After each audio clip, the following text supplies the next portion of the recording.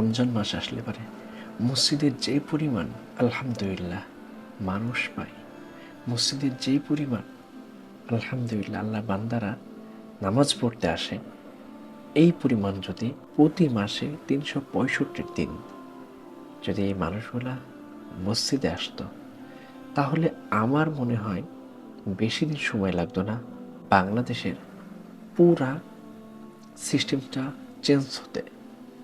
কারণ নামাজ পড়লে পারে সে তো অন্যায় এবং অশ্লীল কাজ থেকে ভুলে থাকতে পারে, যেটা কোরআনের মধ্যে আসছে, ইন্না সলাতা তানহা আনিল ফাহশাই ওয়াল মুনকার। যাই হোক, কথা সেটা নয়, কথা যেটা বলতে চাচ্ছি সেটা হচ্ছে আল্লাহ আমাদেরকে রমজান মাসে বেশি বেশি ইবাদত বন্দেগী করার তৌফিক দান করেছেন, এজন্য তো আলহামদুলিল্লাহ। সাথে সাথে আরেকটি বিষয়, এই রমজান মাসে আমরা প্রতিদিন একটা করে হলে পরে কোরআন শরীফের একটা আয়াত আমরা মুখস্থ করার চেষ্টা করব।